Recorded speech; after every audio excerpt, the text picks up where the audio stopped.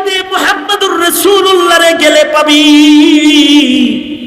তুই আমার পেছনে পেছনে হাঁটবি, তুই যেন আমাকে চেনস না, আমিও তোরে চিনি না। আমি সামনে চলতে থাকবো, যেই গলিতে হাবিবে কিবরিয়া নবী বসা আছে রে আলী, ওই গলির কাছে যাইয়া আমি হাতের পাথরটাকে ফেলে দিব ওই গলিতে। যেই গলিতে আমার হাতের পাথর ছুঁড়া মারবো, বুঝবি আবু যর ওই গলিতে সরওয়ারে দু আলম বসা আছে। আবু যর গিফারি পেছনে পেছনে চলতেছে। হযরত আলী দারে আরকামের গলির কাছে যাইয়া নিজের হাতের পাথরটাকে দারে আরকামের গলির ভেতরে ছেড়ে দিয়েছে। হযরত আবু যরের বুঝতে বাকি রয় নাই, এ গলিতে মুহাম্মদুর রাসূলুল্লাহ সাল্লাল্লাহু আলাইহি ওয়াসাল্লাম আছে। আলী চইলা যায় আর আবু যর গিফারি ওই গলিতে ঢুকা যায়। গলির মাথায় একটি তাবু, একটা ছোট্ট ঘর, ঘরের দরজায় পর্দা টানানো আছে। পর্দায় দাঁড়িয়ে পর্দাটা সরায় দেখে ভেতরে একজন মানুষ বসা দেখা যায়।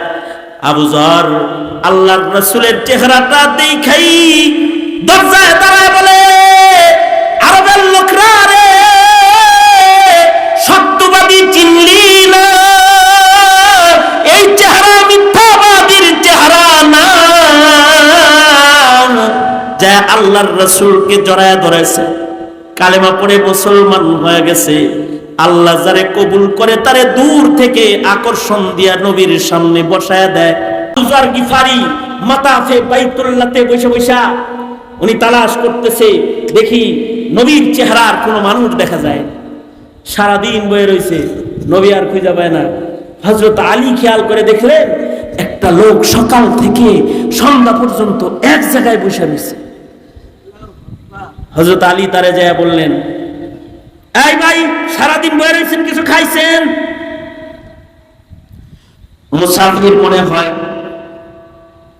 কই থেকে আইছেন? গিফার থেকে আইছি। পকেটের টাকা পয়সা আছে, খাওয়ান দাওয়ান আছে, একটু দাওয়াত নেন, চলেন খাওয়ান খাওয়াই। তো হযরত আলী হাত ধরে টেনে লয়ে যায় দস্তরখানে বসায় দিছে। ফাতেমার দস্তরখানের বসে খানা খাইব।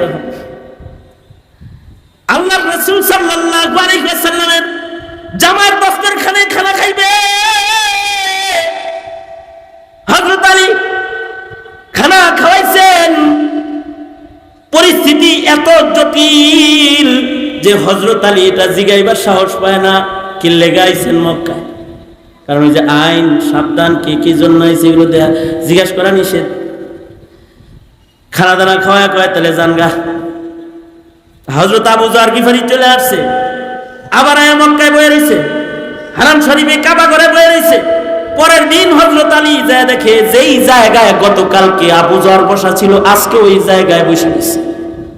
বাদা আল ইসলামু গরীবা সায়াউদু কামা বাদা ফাতুবা লিল গুরাবা। বড় অসহায়ত্ব দিয়ে ইসলামের স্টার্টিং। হযরত আবু যর ওখানেই বসে রয়েছে। হযরত আলী পরের দিন যায় কয়, এই ভাই, সারাদিন আজকে এখানে বসা দেখলাম, খাইছেন? না না, তাইলে আমার ঘরের মেহমান হন, আজকেও এক লোকমা খাওয়ান, আপনারে খাওয়াই। চলো যাই। খানা খাওয়াইছে, কিছু বলার সাহস নাই। তারপরেও হযরত আলী রাদিয়াল্লাহু আনহু আবু যরকে বলে, এ আবু যর, কি লেগে মক্কায় আইছো? 2 দিন খানা খাওয়াইলাম, মাতাফি বাইতুল্লাহতে বয়ে কারে যেন তালাশ করো, কারে খুঁজবার লাগছো, মক্কায় কেন এসেছো? হযরত আবু যর বলে, আসছি একটা লোকের সন্ধানে। মুহাম্মদুর রাসূলুল্লাহ সাল্লাল্লাহু আলাইহি ওয়াসাল্লাম কই আছে বলতে পারবেন? তারে কি চিনো? হযরত আলী বলে, আয় আবু যর, আমার বুকে আয়, কারণ আমি মুহাম্মদুর রাসূলুল্লাহর হাতের যুবকদের প্রথম মুসলমান, আমি আমার নবীর হাতের যুবকদের প্রথম মুসলমান। আয় আমার বুকে আয়, নবীর সম্মানে তুই বয়ে থাকো। তবে আবু যর, ইসলামের হালত বড় সঙ্গীন, বড় কঠিন। আবু যর রে,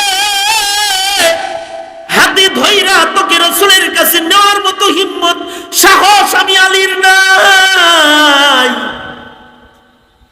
আবু যর, আমি বের হয়ে গেলাম তোর আগে। এই যে আমি আমার হাতের ভিতরে একটা পাথর নিয়ে বেরিয়েছি, যেই গলিতে মুহাম্মদুর রাসূলুল্লাহরে গেলে পাবি, তুই আমার পেছনে পেছনে হাঁটবি। তুই যেন আমাকে চেনস না, আমিও তোরে চিনি না। আমি সামনে চলতে থাকবো, যেই গলিতে হাবিবে কিবরিয়া নবী বসা আছে রে আলী, ওই গলির কাছে যাইয়া আমি হাতের পাথরটাকে ফেলে দিব ওই গলিতে। যেই গলিতে আমার হাতের পাথর ছুঁড়ে মারবো, বুঝবি আবু যর ওই গলিতে সরওয়ারে দু আলম বসা আছে। আবু যর গিফারি পেছনে পেছনে চলতেছে। হযরত আলী দারে আরকামের গলির কাছে যাইয়া নিজের হাতের পাথরটাকে দারে আরকামের গলির ভেতরে ছেড়ে দিয়েছে। হযরত আবু যরের বুঝতে বাকি রয় নাই, এ গলিতে মুহাম্মদুর রাসূলুল্লাহ সাল্লাল্লাহু আলাইহি ওয়াসাল্লাম আছে।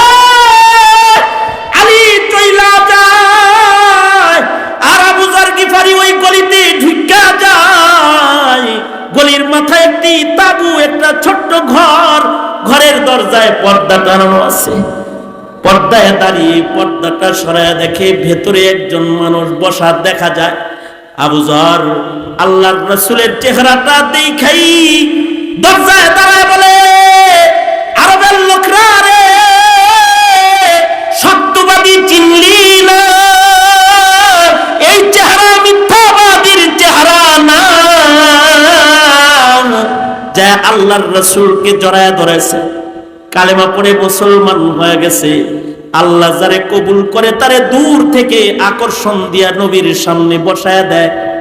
আর আল্লাহ যদি কবুল না করে, তাহলে হাত ধরে বলে, একবার কোন লা ইলাহা ইল্লাল্লাহ, একবার বলেন লা ইলাহা ইল্লাল্লাহ, আমার মুনিবের নাম একবার জবানে উচ্চারণ করেন। আল্লাহ বাইর না করলে পরে একবার জবান দিয়ে বাইর হয় না। সুতরাং হে আমার নওজোয়ান যুব সমাজ, তোমাদের মুখে আল্লাহর নামের নারে তাকবীর আর মুহাম্মদুর রাসূলুল্লাহর স্লোগান এই মৌলবীরা বাইর করতে পারবে না, যদি না আল্লাহ তোমাকে কবুল না করে। এই কারণে ইন্নাকা লা তাহদি মান আহবাবতা ওয়ালাকিন্নাল্লাহা ইয়াহদি মান ইয়াশা। আল্লাহ কবুল করলে দূর থেকে আইনা আবু যররে মুসলমান বানায়, আর ঘরের আবু তালিব রে আল্লাহ তাআলা বঞ্চিত করে কবরে পাঠায়। ঘরের মুসলমান আসাদ নূর হয়ে যায়, আবার মুশরিকের ঘরে জন্মায় মুসলমান হয়ে যায়। আল্লাহু আকবার, জোরে জোরে বলেন আল্লাহু আকবার। ফয়সালাগুলো করেন কে? আরো জোরে আওয়াজ করে বলেন, ফয়সালাগুলো করেন কে? আল্লাহ যদি কবুল করে তো সংকটের দিনও ঈমানের উপরে অটল অনর রেখে দেয়। আর আল্লাহ যদি কবুল না করে তো ইসলামের পরিবেশ থেকে ধাক্কা দিয়ে তাকে বের করে কুফরের ভেতরে ঢুকায়া দেয়। এ কারণে হারদম হার হামেশা দোয়া করা, ইহদিনাস সিরাতাল মুস্তাকিম। পড়েন আমার সাথে, ইহদিনাস সিরাতাল মুস্তাকিম, ইহদিনাস সিরাতাল মুস্তাকিম। কারণ আল্লাহ না দেখাইলে পারবো না। তবে মনে রাখতে হবে, ইসলামের একটি সংকট গেছে, তখন ইসলামের উপরে চলা কঠিন ছিল। মাঝখানে খায়রুল কুরুন গেছে, যখন গুনাহ করা কঠিন ছিল। আল্লাহর রাসূল বলেন, বাদা আল ইসলামু গরীবা সায়াউদু কামা বাদা। আবার একটা সমাজ আসবে যখন বুরকা পরলে টান দিয়ে বুরকা খোলা হবে, দাড়ি রাখলে দাড়ি কেটে দেওয়া হবে, টুপি পরলে টুপি ধরে টান দেওয়া হবে, সুন্নতি লিবাস পরলে জঙ্গি বলে গালি দেওয়া হবে, মুসলমান হতে চাইলে মধ্যযুগী বলে তাকে গালি দেওয়া হবে। এমন একটা সমাজ একদিন আসবে। আল্লাহর রাসূল বলেন, ফাতুবা লিল গুরাবা। ওই কঠিন সময়ে ইসলামকে যারা ধরে রাখবে, আল্লাহর জান্নাতে সফল হয়ে তারা আগে প্রবেশ করবে। এই বাতিল রক্তচক্ষু যারা তোমাদেরকে ইসলাম থেকে দূরে সরাতে চায়, তাদেরকে কি তোমরা জানিয়ে দিতে পারবে? তোমাদেরকে হাজার সংকটের মুখোমুখিও যদি হতে হয়, তোমাদেরকে যদি জেলখানার শিক বনতে হয়, তোমাদেরকে যদি বুলেটে আঘাতে ঝাঁঝরা হয়ে শাহাদাতের মরণকে বরণ করে নিতে হয়, তোমাদের ইসলামের জন্য কোন কোরবানি পেশ করতে হয়, তোমরা কোরবানি দিবে, ইসলাম দিবে না, জান দিবে, ঈমান দিবে না,